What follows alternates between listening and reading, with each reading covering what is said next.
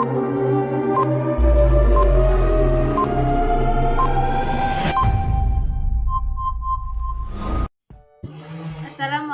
warahmatullahi wabarakatuh. Kami dari kelompok 2 ingin menjelaskan materi tentang penilaian kinerja.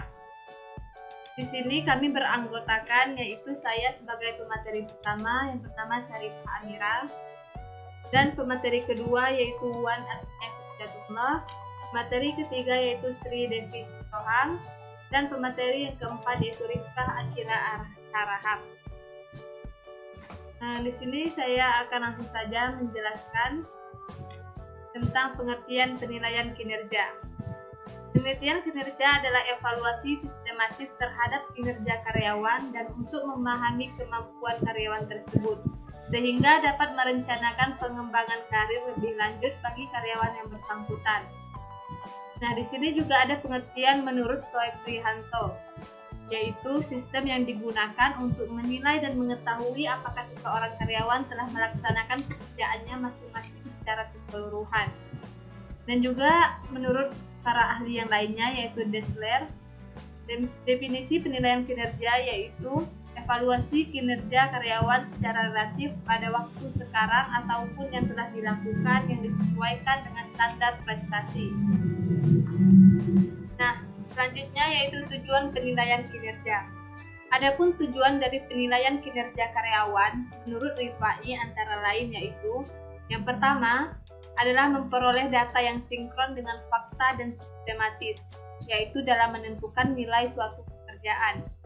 Yang kedua, melakukan identifikasi kemampuan organisasi, yaitu menyusun sasaran pada masa yang akan datang. Ketiga, melakukan analisa kemampuan karyawan secara individual. Keempat, memperoleh keadilan dalam sistem pemberian upah dan gaji yang diterapkan pada organisasi. Kelima, memperoleh data untuk penentuan struktur pemberian upah dan gaji yang sesuai dengan pemberlakuan secara umum.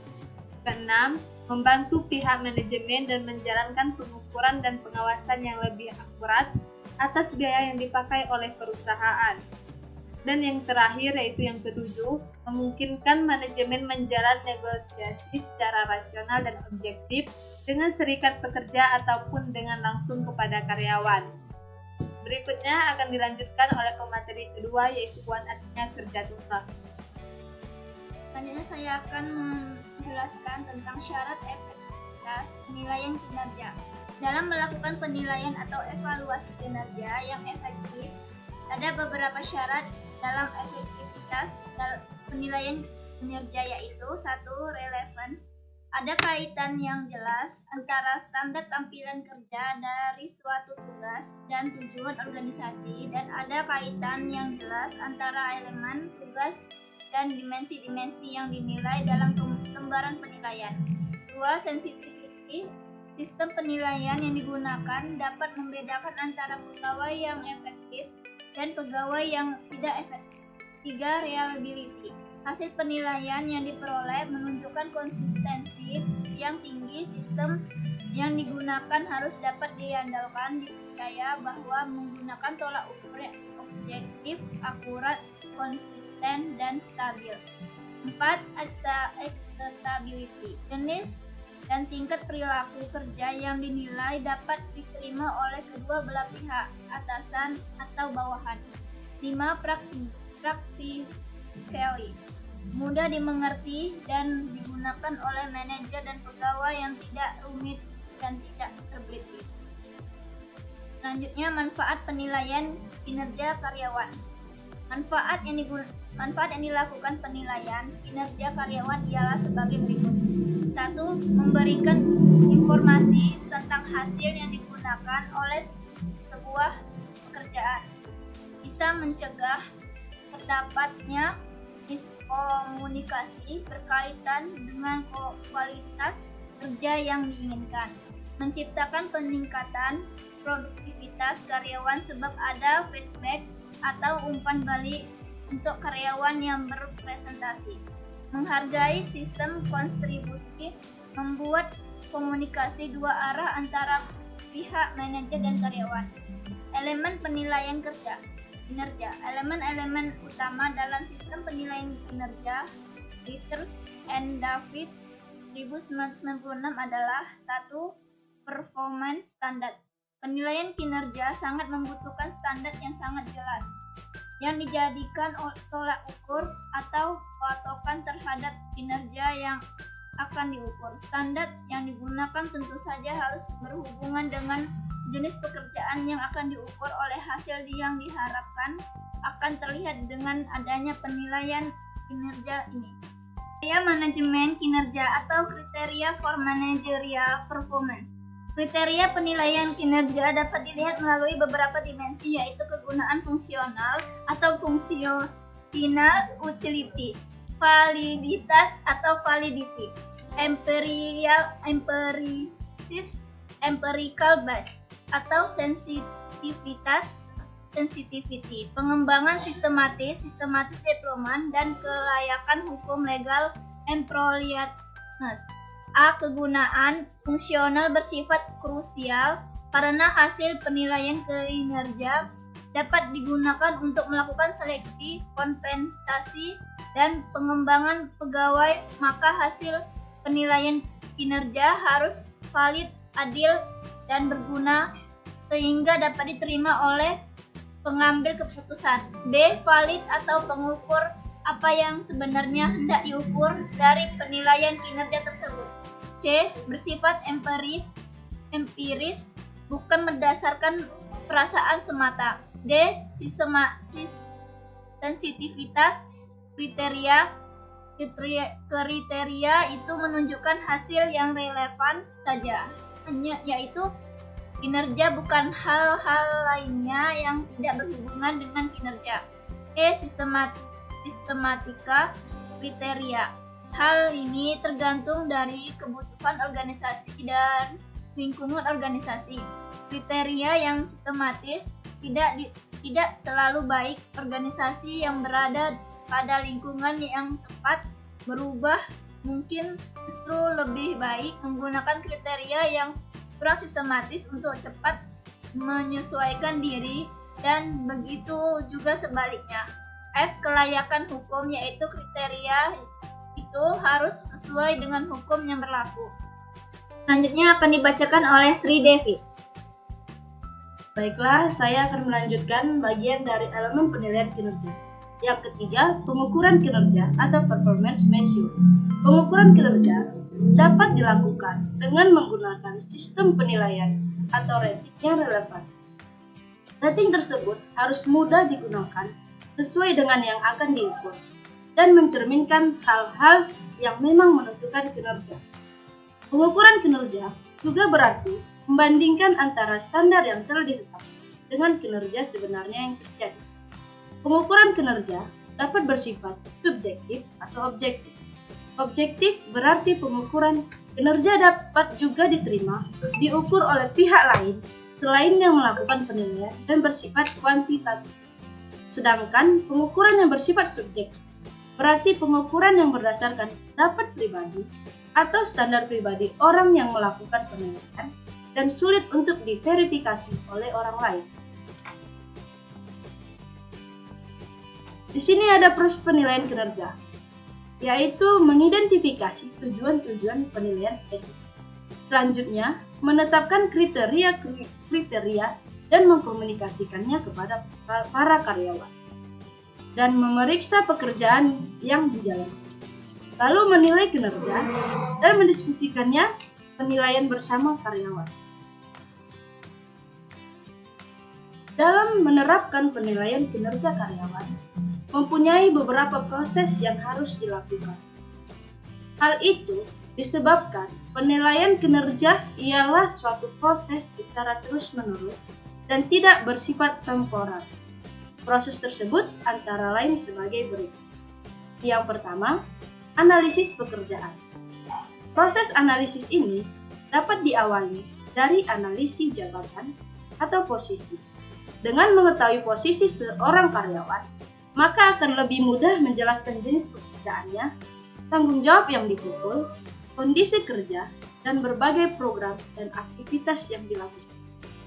Analisis pekerjaan ini sangat penting dalam penilaian kinerja karena merupakan dasar untuk penetapan standar dan evaluasi, dan juga dalam menganalisis pekerjaan sangat diperlukan sistem informasi manajemen yang baik. Yang kedua, standar kinerja. Penetapan standar kinerja dipakai untuk melakukan komparasi antara hasil kerja standar dengan standar yang telah ditentukan. Dengan adanya perbandingan ini, maka bisa dilakukan identifikasi apakah kinerja karyawan telah sesuai dengan target yang diinginkan atau tidak. Dalam hal ini, standar kinerja harus ditulis secara spesifik dan mudah dipahami, realistis, dan terukur. Yang ketiga, sistem penilaian kinerja. Pada umumnya, terdapat 4 sistem atau metode penelitian kinerja karyawan. Pertama, yaitu Behavior Appraisal System, atau penilaian kinerja yang berdasarkan terhadap penilaian tingkah laku. Kedua, Personal atau Performance Appraisal System, atau penilaian kinerja yang berdasarkan terhadap dari ciri dan sifat individu karyawan. Oke, selanjutnya akan dibacakan oleh rekan saya yaitu Rifka Akila Hara. Selanjutnya menjelaskan metode penilaian kinerja. 1. Metode penilaian umpan balik 360 derajat. Metode penilaian kinerja karyawan 360 degree feedback menggunakan umpan balik dari lingkaran pengaruh di sekeliling karyawan yang meliputi manajer, rekan kerja, konsumen, atau pelanggan, dan laporan langsung. Dalam metode ini, orang-orang di sekitar karyawan yang dinilai bisa ikut serta memberikan nilai antara lain manajer, senior, karyawan itu sendiri, atasan, bawahan, anggota tim. Yang kedua, metode skala penilaian.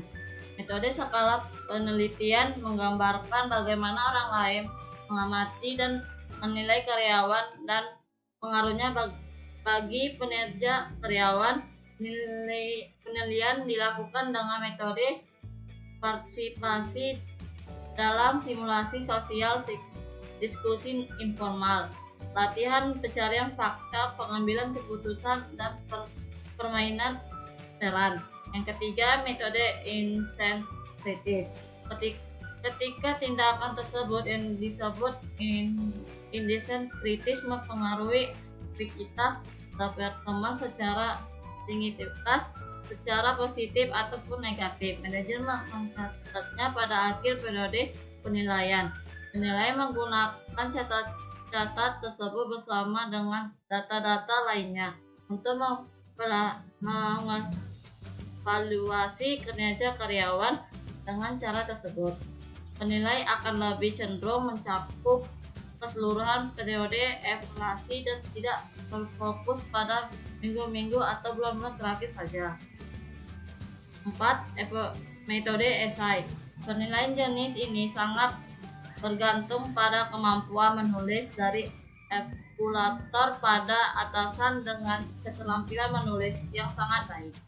Jika mau bisa membuat seorang karyawan yang biasa-biasa saja terdengar seperti seorang berprestasi terbaik.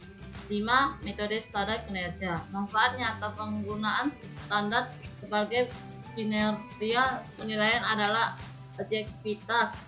Namun agar para karyawan mempersiapkan bahwa standar tersebut objektif, mereka harus memahami dengan jenis cara standar tersebut ditetapkan. Manajer juga harus menjelaskan alasan dari setiap perubahan pada standar. Yang keenam, metode peringkat. Metode peringkat adalah metode penilaian kinerja di mana penilaian menempatkan seluruh karyawan dari sebuah kelompok dalam urutan kinerja keseluruhan. Sebagai contoh, karyawan terbaik dalam kelompok diberikan peringkat tertinggi dan yang terburuk diberi peringkat terendah. 7.